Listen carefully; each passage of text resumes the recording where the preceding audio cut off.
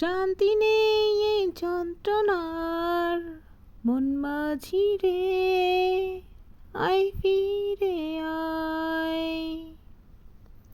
দেখো এইখানে আমি শাড়িটা পরছি, তারপরও আমার কাজ করতে হচ্ছে, দেখছো? ওরা এখানে প্লেটগুলো ধুয়ে এইভাবে একটু রাখছে, তা আম্মু বলছে কি একটু গুছায় রাখতে, যাতে আরও বাসায় মেহমানরা আসছে, জামু অসুস্থ দেখার জন্য আসছে, বুঝছো? তা এসে যদি দেখে যে টেবিলের উপর এরকম আলু ঝানুনো রয়েছে, তখন সেটা কেমন হয় না, একটু মানে একটার পর একটা খালি একটু গোছায় রাখবে, তাইতেই তাদের মনে করো যে কষ্ট মষ্ট হইয়া যাইতেছে, কষ্ট না মানে ধান্দাবাজি আমাকে দিয়ে করাবে, বুঝছো? এই জন্য আর কি ওরা করে নাই।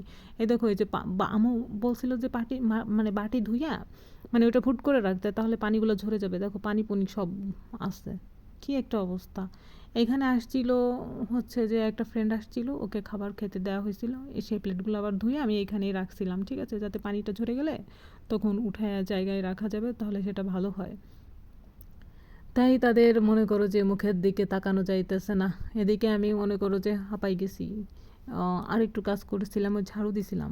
ফ্লোর ঝাড়ু দিলে হয় কি, যে ধুলা আছে না, ওই ধুলায় মনে করো যে আমার ডাস্ট অ্যালার্জি হয়ে যায়, এরকম একটা ব্যাপার, ঠিক আছে। আর এদিকে হচ্ছে যে ইলেকট্রিসিটিও চলে গেছে, ফ্যান চলতেছে না। আর হচ্ছে যে এটা হচ্ছে যে জেনারেটর চলতেছে,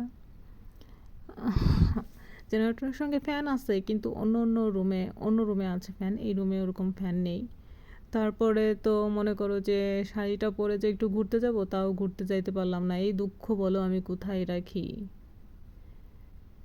আমার দুঃখ বলো কোথায় রাখি। হুম, নেই কোনো, আহা কি কি বলতেছি। তো এখানে চেয়ারে বসে বসে গল্প করতেছিলাম, এদিকে হচ্ছে যে পাশের বাসার এক আন্টি আসছে, আন্টি এসে বলতেছে, সোমাইয়া তোমাকে তো হেব্বি লাগছে, তোমাকে দারুণ লাগতেছে, তুমি কি শ্বশুর বাড়িতে যাবা? দেখো অবস্থা। না বলছে কি শ্বশুর বাড়ি থেকে আসলা, এখন আবার চলে যাবা? আমি পরে বললাম যে আন্টি আমার শ্বশুরই তো বাইসে নাই, আমার শ্বশুরের তো বাড়ি নাই, তাহলে কেমনে যাইতাম? বললো যে আমি মজা করলাম মা, তুমি এটা সিরিয়াসলি ভাবে নিলা?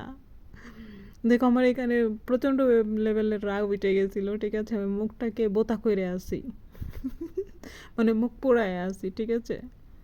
পরে বলতেছে যে তুমি কি রাগ করেছো? আমি বললাম যে না আন্টি রাগ করি নাই, কিন্তু মূলত আমি অনেক রাগ করছি, ঠিক আছে।